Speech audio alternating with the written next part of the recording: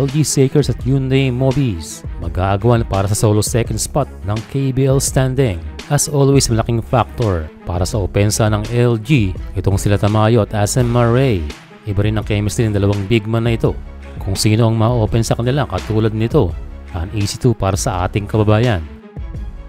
Hindi masyadong naramdaman si Tamayo pagdating sa opensa sa first half dahil na rin sa magandang depensa nitong Mobis. Kaya kailangan din ng sariling kahit itong si Tamayo o hindi na umasa sa pasa ng kanyang mga teammates.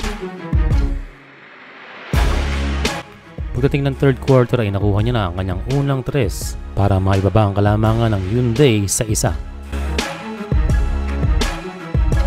Maya-maya ay nanggigil itong si Tamayo at ang dahilan ay ginawa ng import ng Hyundai Mobis ang tinawag sa kanya noon na technical dahil sa unintentional na pagbalibag ng bola.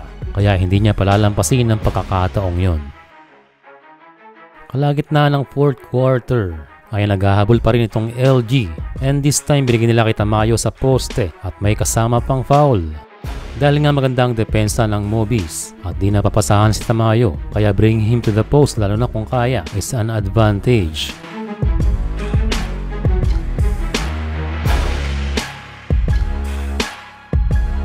At ang maganda pa ay decent free throw shooter itong si Tamayo kaya nakumpleto niya ang 3-point play. Kaya napatime out itong Mobis na ibaba ang kanilang kalamangan sa tatlo at tuwang-tuwa ang mga fans ni Carl Tamayo. Samantala nasundan niya ng isang clutch 3 galing sa kanyang teammate para itabla sa all 64 ang laban. 29 seconds all 66. Sayang open sana itong si Tamayo tapos nagagawang pass sa rebound. Kaya napunta sa Mobis ang bola pero nawi sa overtime ang laro. This time sa overtime, pasok ang long range shot ni Carl Tamayo. Makikitang gustong manalo nitong ating kababayan. Gigil na gigil. Pero yun lang ay ayaw rin magpatalo ng kabila. Dalawang sunod na tres ang katapat ng effort ni Tamayo. Pero iba rin talaga ang level nitong si Carl.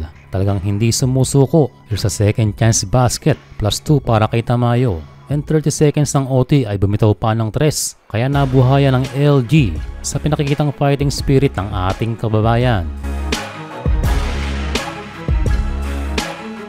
Ayun na nga ay nahawan ang kanyang mga teammates. Isang buzzer beater ang binitawan ni SM Maray.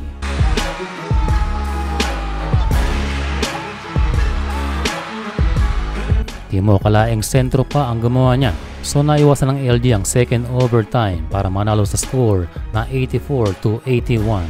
Nagkamay ang kambal. For this game ay nakapagtala si Carl Tamayo ng 17 points, 8 rebounds at 3 assists.